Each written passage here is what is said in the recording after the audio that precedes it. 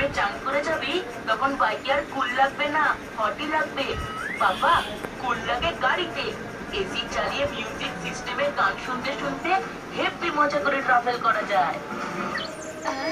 একজন ইস্ট আর একজন ওয়েস্ট, আর এদের দুজনের মাঝে আমার পেশেন্টসের টেস্ট।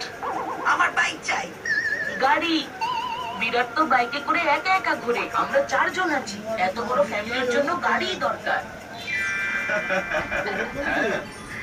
আইডিয়া। হাই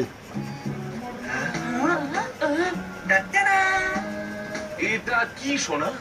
এটা বাইক বাবা। এটা বাইক? মনে করো না, এটা একটা বাইক। এই বাইকে 2 জন বসতে পারে।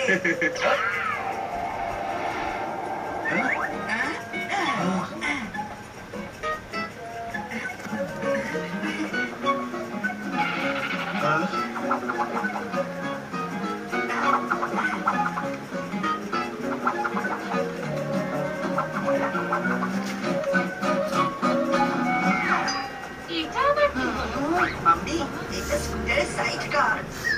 এটা তো 2 জন বসতে পারে। তাহলে যতজন গাড়িতে বসতে পারে ততজনই বাইকেও বসতে পারে।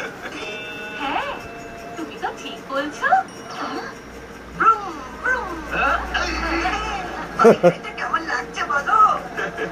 আবার দুটো ডানা গজিয়েছে মনে হচ্ছে। ওয়াও, কি দারুণ।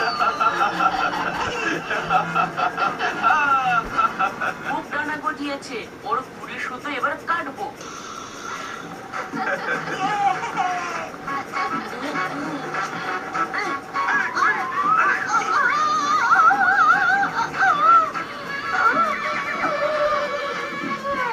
আরে তোমরা আমায় ছেড়ে কোথায় চলে যাচ্ছ?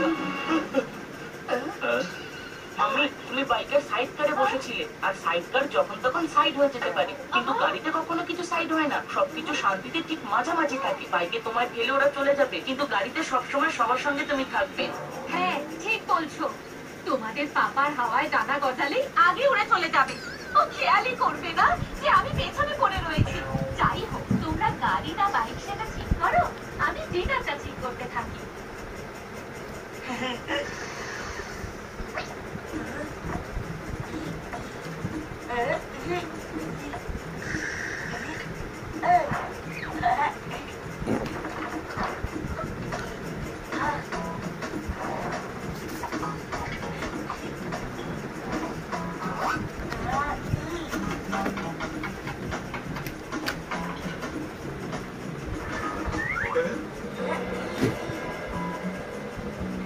এটা আবার কি? এটা একটা গাড়ি। মনে করো না এটা একটা গাড়ি। দেখো এখানে কতখানি জায়গা, আমরা সবাই একসঙ্গে বসতে পারবো। হ্যাঁ, একদম ঠিক বলেছো। যাই হোক না কেন, তোমাদের মা আর পিছনে পড়ে যাবে না। এটাই তো আমি বলছিলাম না, গাড়ি আমাদের দরকার। কি করছাও? এটা কি হচ্ছে? এই শহরের হ্যাঁ, গাড়িগুলোর যা অবস্থা হয়, লাইট লাইট বন্ধ করো, লাইট তুলে রাখো। তাই হবে। আমি তো করে যাচ্ছি। পার্কিং? হ্যাঁ বাবা, এই সিটিতে গাড়ি বেশি আর পার্কিং এর জায়গা খুব কম। যেখানেই গাড়ি রাখতে যাবে সেখানেই দেখবেন নো পার্কিং লেখা বোর্ড ঝুলছে। এখন দাঁড়িয়ে ওখানে কি তিস্তা লেখে কিনেছিল তো আমি তুললাম। যা অত একলে আর থাকে তা